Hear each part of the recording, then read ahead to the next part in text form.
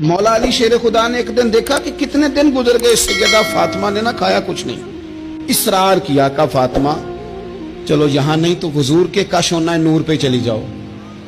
باپ کے گھر کی تو بیٹی ملکہ ہوتی ہے نا, تو وہاں چلی جاؤ. حضرت فاطمہ حضور کے کاشانہ نور پہ آئیں. بڑے خوبصورت لفظ ہیں. بیٹوں کو دیکھ کے بھی بندہ جوان ہوتا ہے, پر بیٹیاں بھی بڑی پیاری ہوتی ہیں. حضرت ام ایمن کہتی ہیں میں حضور کے پاس بیٹھی تھی جب حضرت فاطمہ نے دروازے پہ دستک دی, باہر سے دستک دی. اور حدیث کے لفظ کیا ہیں؟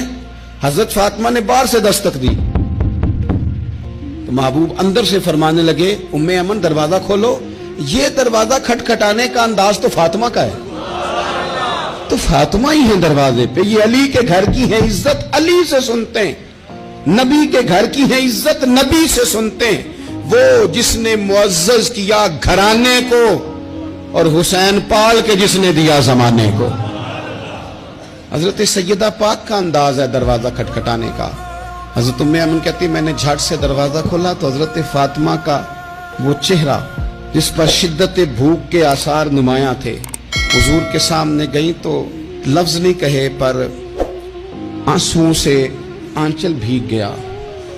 محبوب نے دست شفقت رکھا, فرمایا پتر کیا ہوا؟ عرض کی ابا جی بہت دن بیت گئے, کچھ کھایا نہیں.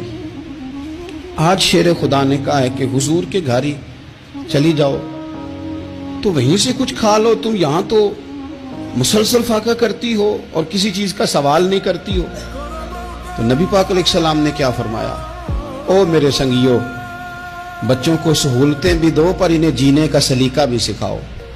اپنی اولاد کو نعمتیں بھی دو. حضور نے فرمایا اللہ تمہیں وسعت دے تو گھر والوں کو دو, انہیں وسعت بھی دو پر صبر کے سلیقے بھی سکھاؤ, انہیں جینے کا ڈھب بھی سکھاؤ.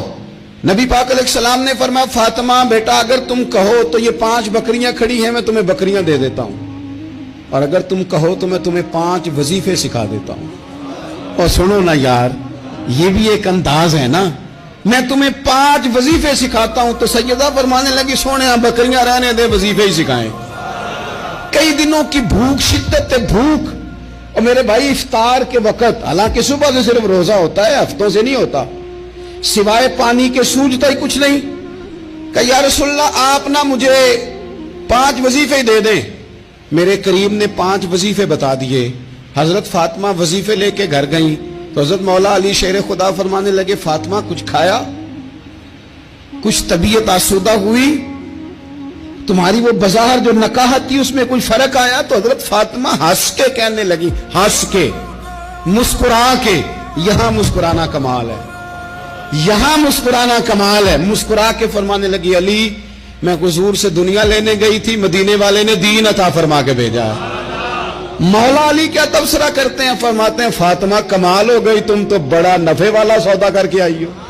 یہ اخلاص, یہ للہیت, یہ حسن, یہ کمال. حضور نے فرمایا کہ تمہیں وہ اعزاز حاصل ہو جائے کہ تمہاری